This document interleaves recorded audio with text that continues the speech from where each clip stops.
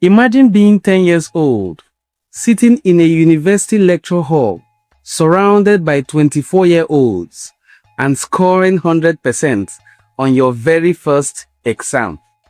Now imagine doing that while also writing a math textbook for kids in your spare time. That's not fiction.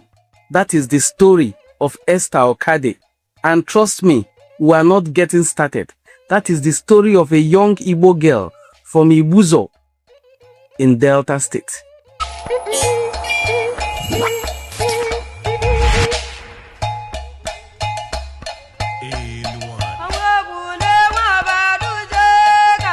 Hello everyone, welcome to Enwane Cultural Forum, where we promote the rich cultural heritage of the Igbo people. If you are new here, please subscribe to our channel, hit the subscribe button, and then please tap the notification bell so that when we put out stories that will blow your mind, you will be among the first set of people to see it. Today's story is about a British Nigerian Igbo girl from a small industrial town in England who rewrote the rules of education, age, and what is possible in the education sector. One equation at a time, she changed history. This is an extraordinary journey of a girl called Esther Okade from Igbuzor in western Igbo land, a place now called Delta State. Esther Okade was born in Warsaw, West Midlands, England, an industrial town that most people have never even gotten to hear about. Most people have never heard of her community. But from the very first beginning, it was clear that this girl was anything but ordinary. She was not an ordinary girl. She was an Igbo girl, of course. And being Igbo confers on someone a sense of being a genius. Her mother, Omonefe Okade, a trained mathematician, began homeschooling Esther at the age of 3. She taught her alphabet, basic numbers, and arithmetic. But something unexpected had happened. Esther didn't just absorb lessons. She devoured them and demanded even more. She fell in love with numbers and mathematics. By the time Esther was 4 years old, she was already learning algebra, quadratic equations. Let that sink in. Most 4-year-olds are still figuring out how to tie their shoes. Esther was solving and looking for X and Y in mathematics. She was already solving quadratic equations. Her mother once jokingly said that she would try her daughter on algebra and was completely stunned when the 4-year-old Igbo girl absorbed it as if it was just a nursery rhyme. The Okades had initially tried enrolling Esther in a private school, but within weeks, Esther came home visibly unhappy, telling her parents the school didn't even let her talk. She was too bright, too curious, too fast. So they brought her back home, and that's where the real magic happened. At 6 years old, just 6 years old, Esther sat for her GCSE mathematics exam, a qualification usually taken by British students aged 14 to 16. She earned grade C in the exam. Now you might think that's decent, but Esther wasn't satisfied. She went back a year later, this time at age 7, and retook the exam. Now there's something you have to learn here. She wasn't satisfied with a C. This time, she walked away with the A she had been aiming for. What an amazing young girl. Think about it. While other kids her age were still playing tag at recess, Esther was retaking high school exams and winning, even scoring A's. But her biggest dream was still ahead of her. From the age of 7, Esther had one persistent request of her mother. She wanted, by all means, to go to the university. So she said, "Mom, when am I starting the university?" And the mother said, "Oh, my daughter, you are too young. Calm down." Esther didn't calm down. Esther was not satisfied. That excellence in Ndi Igbo was still pushing her. Esther could not calm down. For 3 years, she kept asking her mother. Finally, her mother granted her request and said, yes, you can now go to the university. Esther was relieved, very, very relieved to go to the university. Now her dreams are about to be fulfilled. In January 2015, at just 10 years old, Esther Okade enrolled at the Open University in the UK. Amazing, right? She was allowed to enroll. It made her one of the youngest undergraduates in British education history. But getting into the university at that age wasn't a simple application. She had to pass a phone interview, write an essay, and crush a mathematics exam. She did all that with ease. The young Esther at the age of 10 cleared all this, and within her first 3 weeks of the university, she scored 100% in all her exams. Her classmates, most of them were already in their mid-20s. When asked what it felt like, Esther smiled and said, "It's easy, super easy, easy peasy, lemon squeezy." Let's listen to her. So Esther, do you want to tell me why maths is your favourite subject? I just love maths. All the numbers and the solving is like a mystery. So how are you finding your degree? It's easy. It's easy? Super easy. So how quickly do you think you're going to do it? I was thinking about 2 years. Fantastic. So what do you want to do when you finish your degree? Well, I'll go to my PhD, and then from there I'll start running my own business. I want to be a banker. So you want to be running your own bank? Yep. And how old do you think you'll be when you do that? 16 or 15. Welcome back. Now, meanwhile, Esther wasn't just acing her exams. She was also co-authoring a series of maths workbook for children. Yummy Yummy Algebra is the name of the textbook, designed to take kids from complete beginners all the way through to advanced concepts in mathematics and form volume at a time. I want to show other children they are special, Esther said. She wasn't just interested in succeeding, she was interested in pulling other children along. Remember, she was just 10 years old.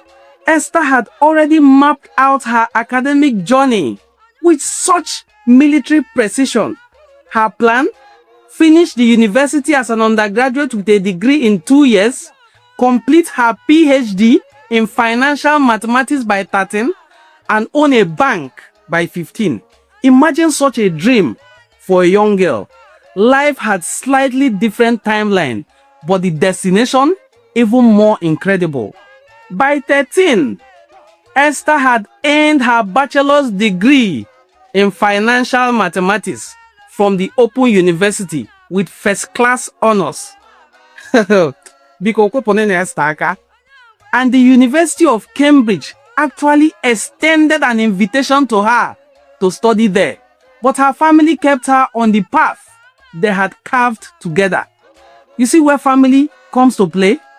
Then came the announcement, a very big announcement that shook the world.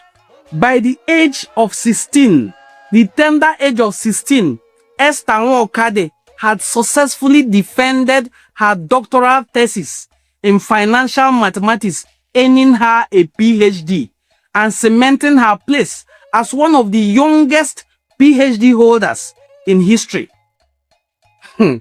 Igbo excellence can never be undermined. While her peers were debating prom outfits, which clothes should we wear to our prom? Which kind of hairstyle should we wear? Somebody like a certain Esther Okade, Igbuzor, had completed her PhD at the age of 16. She had defended her thesis in no other discipline than mathematics, financial mathematics, because she aimed to own a bank. While her peers were debating prom outfits, as I said, and learning to drive, Esther was standing before a panel of academic scholars, defending a groundbreaking research in financial management. Age is nothing but a number, and Esther proved it literally. But one will wonder, what is it about Esther?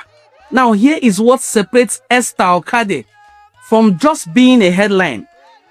She has a heart to match her mind. She has a great mind, but then she has a very large heart, like every Igbo person. It is in the blood. From day one, her dream was never just to go to the university, earn a degree, and start working. Her dream and personal achievements were mapped out in a way that it will favor others. Her Yomi Yomi Algebra workbook series continues to grow, continues to help children who are struggling with mathematics, making maths accessible and exciting to young children who might otherwise fear maths. Esther, at the age of 16, had already started making global impact. Together with her mother, she has also co-created an innovative preschool curriculum designed around the idea that children don't all learn the same way. Just like her case was different, she wasn't learning the same way. Esther propounded that some children learn with kinetics. When they draw, then learn. And she also propounded that some children have an extremely creative imaginations. Her mother, Efe, equally explained that instead of making children learn one way, you teach them based on their learning style. This is the philosophy at the heart of everything the Esther family is building. The Esther Okade family. Esther's ambition didn't stop at her PhD, not even close. The Esther family has established, as we speak, a foundation and is actively working to build Shakespeare's Academy, a nursery and primary school in Nigeria's Delta region, the family homeland of Esther Okade. Remember I told you she is from Igbuzor. The school, according to her, will go beyond textbooks, teaching children morality, ethics, public speaking, entrepreneurship, and etiquette, alongside core academics, turning classrooms into launch pads for tomorrow's leaders.